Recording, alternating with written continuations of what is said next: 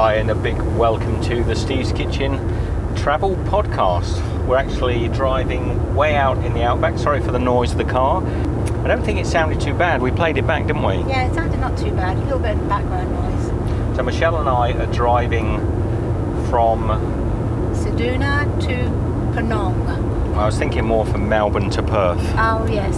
But we're driving all the way across Australia. We've got about maybe 2,500 kilometres left, and we're somewhere out in the way in the outback between Ceduna and Penong. Where are we, Michelle?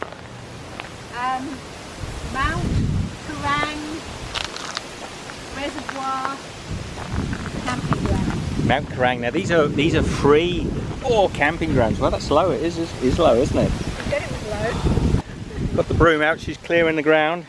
You don't want to be camping under these trees up here because they do tend to self-prune during the night, and you'll get branches. So we'll keep forward away from the trees. The car's looking beautiful. Lake's out here. Hope the wind is okay. It could be Skinner's Reservoir. So this whole area is free camping. It's beautiful. We got the water. Some sunnies out. So how about this? It's gorgeous. Some water supplies, and there's some toilets just down there. Some people have bought some little boats, some tinnies. There's a little island out here. And this is where we've decided to stop for the night. Got a little alcove, a little clearing of trees in there. And we stopped nice and early because we don't want to drive too late. This whole journey's going to be the car's getting dirty. So I'm going to help Michelle clear some of the ground before we put the tent up. We set up, Stephen. 2-second tent, self-inflating mattress, a couple of armchairs. Good. So there's quite a few different variations of camper. Little dog under the camper van there. So when we set out this morning, we had no idea this place existed. And people keep saying, where are you going? We said we don't really know. We just head off, find a place. And we found a place. This is a nice stop. Probably got about 2 or 3 other options in the area. There's quite a wind blowing off across the water, so it's kicking up all the dust. Somebody's got a little tinny here. They weighed it down. I'm turning my camera around. Is the wind been up like this for a while, or is it today? Just today, yeah? So a nice group there just telling me the wind is just up tonight. It wasn't as windy the last few days. They've been here sharing a few tinnies, sat around a little campfire there, and they reckon it'll probably drop down. There's a rowdy bunch of lads right at the end there.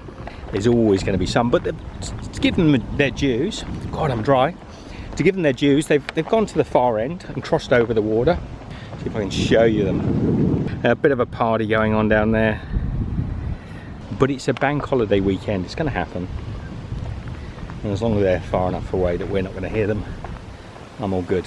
It's been fascinating. I mean, if you look out on the plains, I'm trying to explain visually to you what it looks like. In the US, you have these sort of huge open plains up near Utah and what's that? Oregon, the one I get told off for pronouncing wrong. Oregon. But when we were driving in from Oregon to I'm going to pronounce it the way I do. When we're driving from Oregon and we came into Albuquerque, there's a lot of beautiful open farmland. It's very similar out here in bushland Australia. You've got these vast open areas of plain land. Some of them are farmed, some of them are not farmed. And we're not a way off the coast. Actually, in Ceduna just now we were on the coast. I think we're just at the beginning of what they call the Australian Bight. It's the bit that goes up, and that's the bit we're going across. Okay. So was that the Australian Bight that we were at Ceduna just now, do you think? Yes, I think that's the start of it, because you've got the Adelaide, which has got that peninsula bit, and then you go across, and then It's what they call the Australian bite. The Great Australian Bite? I think so, and it looks like someone's taken a bite out of Australia. Look out there, look, they're going, they're running. Trying to get it. We are trying to vlog these emus, but look at the flies. Can you see the amount of flies on me?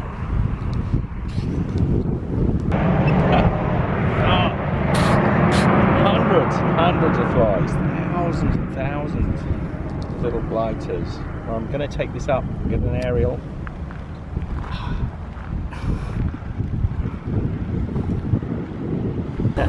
Now the road ahead of me, by the way, wow, that's straight. it is so straight, like the old Roman roads we used to call them, but I can see off into the distance, maybe, I don't know how many kilometres or miles, but as far as the eye can see, I can see the road ahead of me, and it's straight bar a little bit of a curve. Now I just waved to one of the very few vehicles that pass. You don't see many vehicles out here, but there is a tendency for everybody to give a little sort of hello wave. And we have this saying, Michelle and I, it's truck or traveller. Some of the trucks will wave.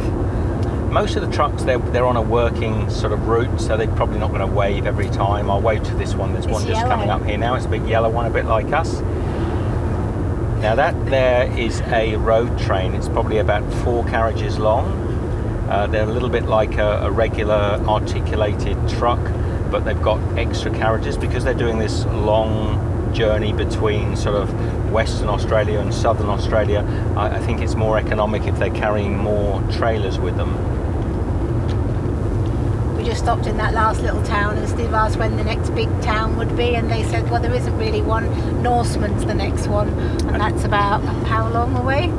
Norseman's about 1,000 or so kilometres away from here, so there are no really sizable towns apparently between us and there.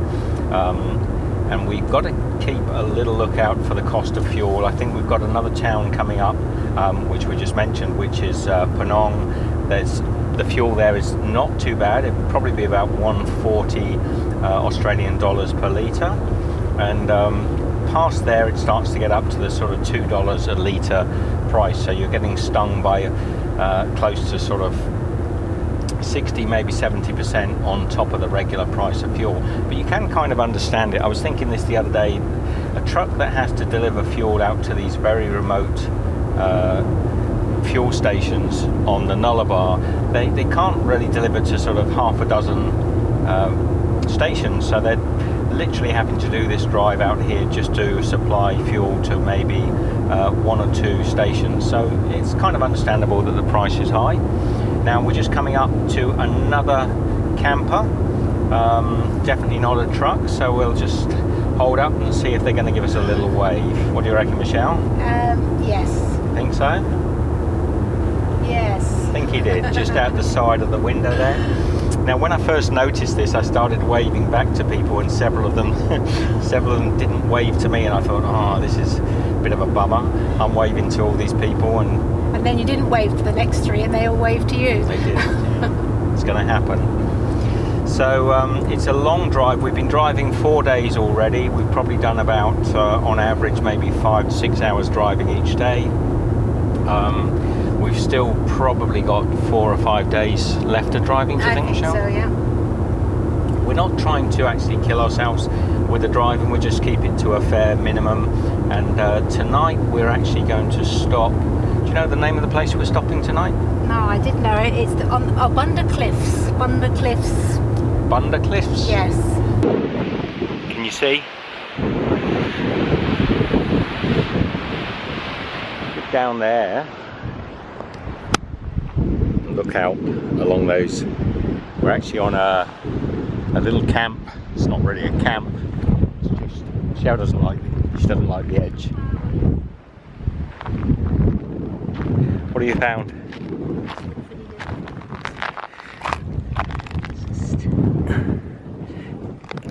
I wonder if that's slightly sticky, or is it just me? I think it's Swiss. I think it's salty. Swifts and swallows.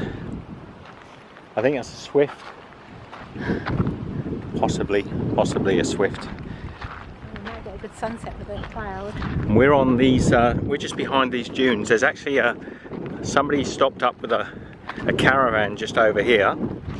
I think the wind will be too much for you to be able to hear me. But the sun is going down. Got another hour and a half maybe of sunlight. So we better get set up. Get ready for, find somewhere to put down our little tent. Behind a dune. It's a bit blowy, so behind the dunes, as Michelle says. So this particular free campsite is about 3 hours west of us, and it's apparently really nice. It's in amongst the sand dunes, beautiful views. All the reviews are really great. Because the Bunda Cliffs are the longest uninterrupted cliff face in the world, apparently. That's what I've read. So that's well, you can check that for us and see whether or not it is, but they say they're the longest uninterrupted cliff face in the world, and we're going to stop very close to the beginning of those, have an overnight there in about 3 hours time. Should get us, we'll be there about 6:30, 7 o'clock this evening, travel permitted. Now the speeds out here, for those of you that are interested, and I'm going to do it in kilometers an hour because that's what we use here in Australia. You'll have to convert it to miles an hour if you wish to.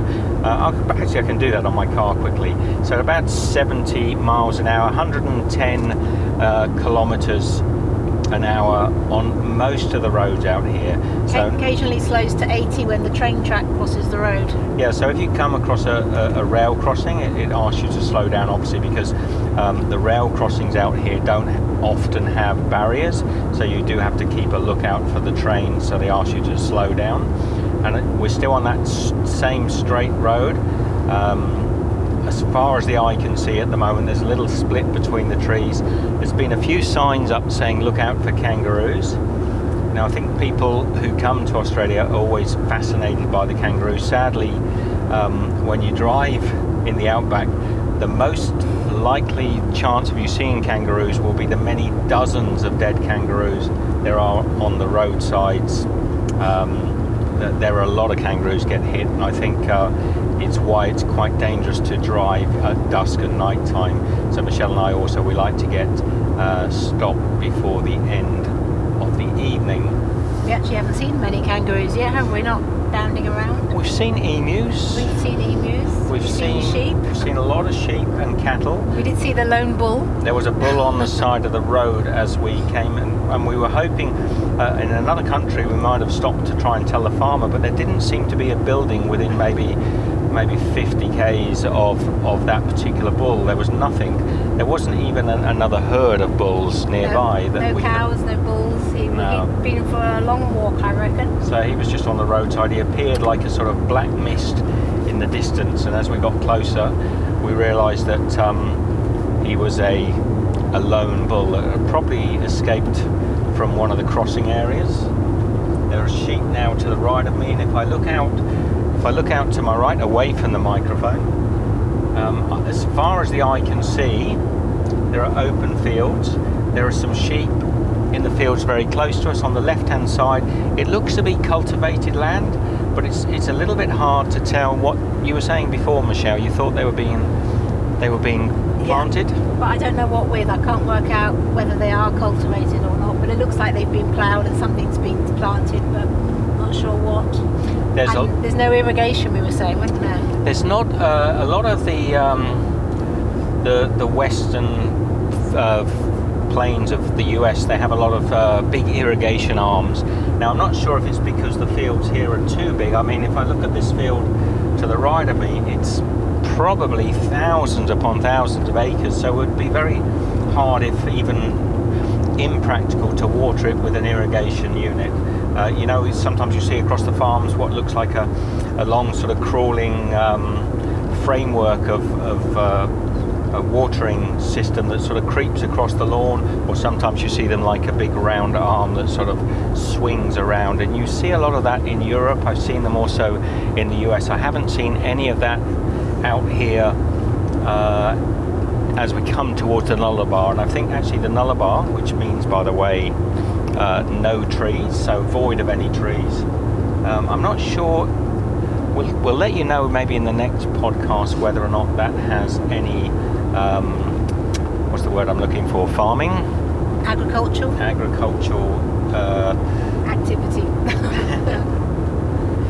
So I'm trying to do this podcast without having to break and pause, so I'm going to have to talk and talk. Oh, a bit of landfill there. Just to the left of us there was a huge great big crater in the field, and it was just full of wrought iron sort of corrugated tins. I'm just looking to see if there's anybody living around here, but there's a building up there. It said the old church and schoolhouse. Okay, so there's an old church, there's a little community, a little commune to our right. That's probably the first building we've seen in the last sort of 20 minutes to half an hour. There's a number of crow's nests in the trees. I've noticed those. Yeah, we do get a lot of crow's nests. We do get a lot of very noisy crows in the outback, which is a bit of a shame because they do tend to wake you up in the morning, and in the very early parts of the morning. But you just have to get used to that.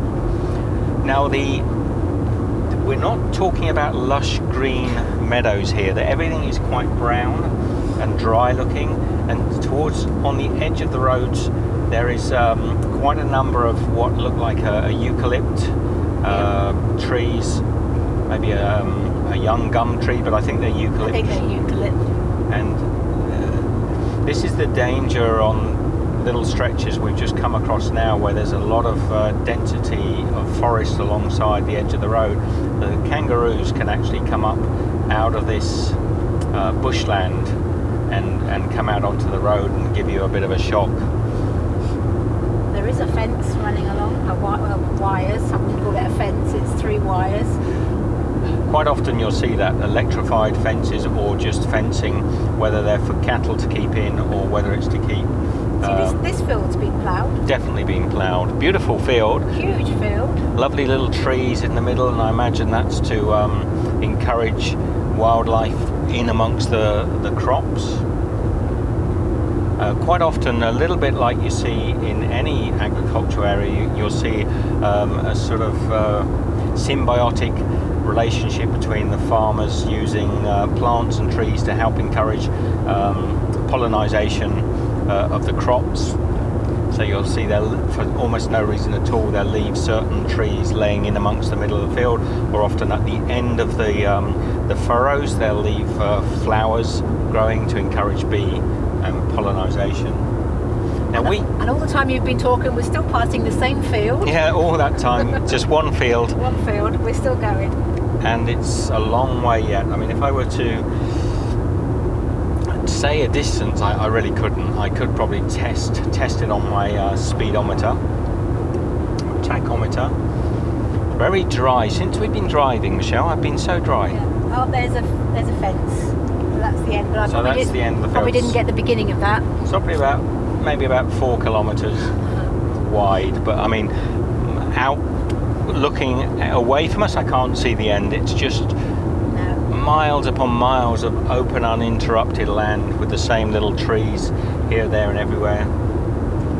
And no farmhouse, so I don't know where the farmer lives with his tractor. We should be more knowledgeable about this. We're not really letting people understand what's going on. I know that in the earlier stages where we saw this, it was a lot of wheat growing.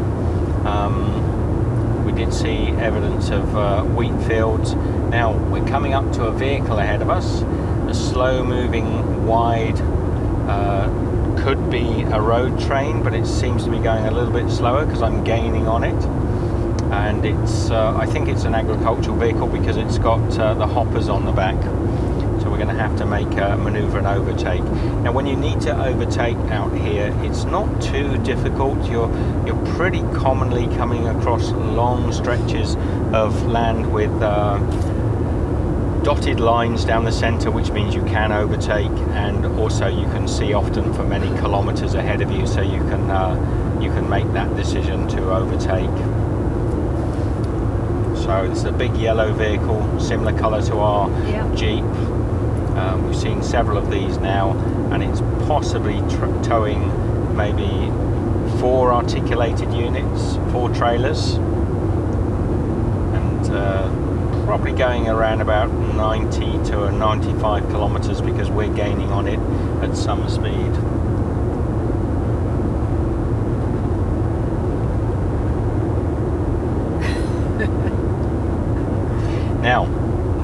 That's what I was fearing a little bit by doing a podcast in the car, that it gets a little bit dry, and that we'll end up with these long sort of pregnant pauses where it's going to be a little bit quiet. I'm going to speed up a little bit because the train in front is coming to a long bend, and I want to get round him before we get to the bend, so I'm going to take it up to about 125, 130 maybe kilometers an hour, which is above the speed limit, but because we've got to overtake this vehicle, I want to be going past him at some speed. So he's 3 trailers long. What are they, like beautiful skips, are they? No, I think they're grain hoppers. Grain hoppers.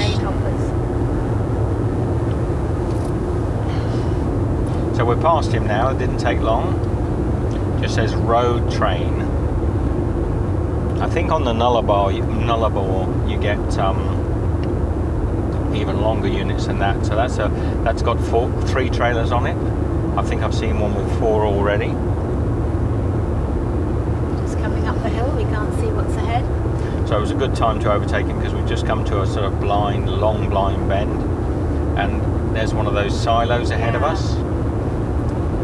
So we're grain growing country again because there's these huge silos, and a company called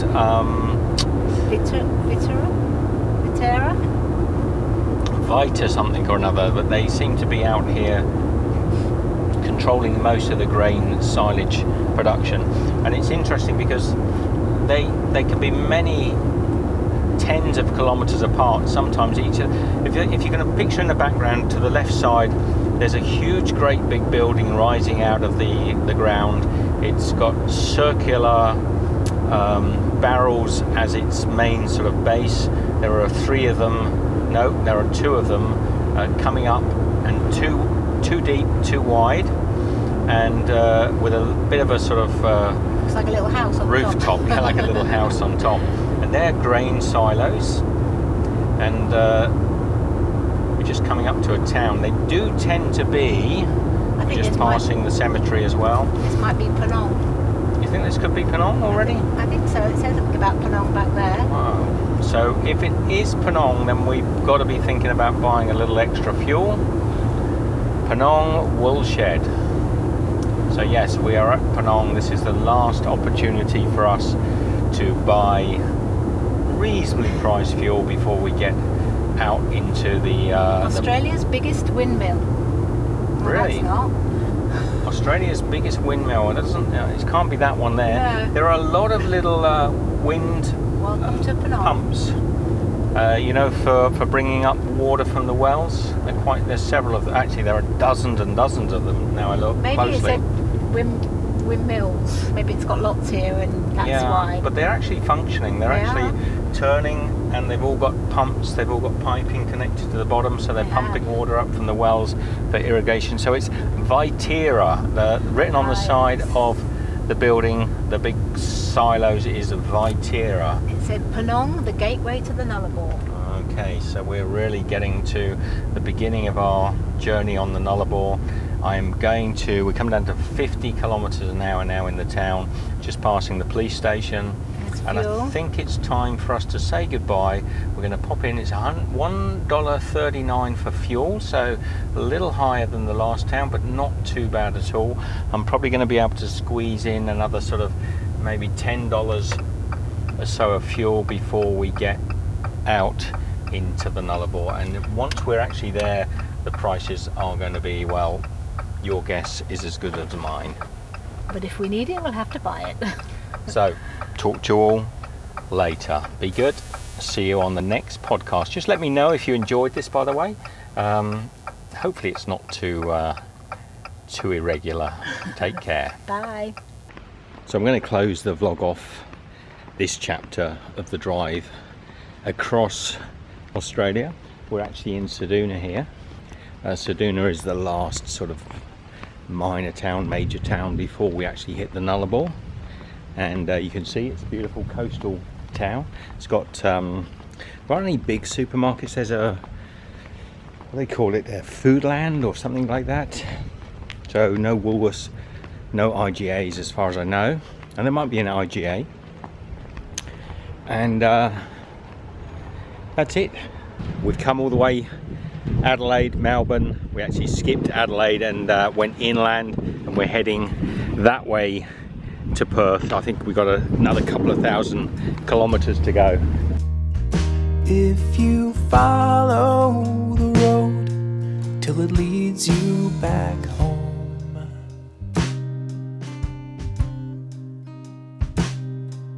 you'll find that the answer is yes.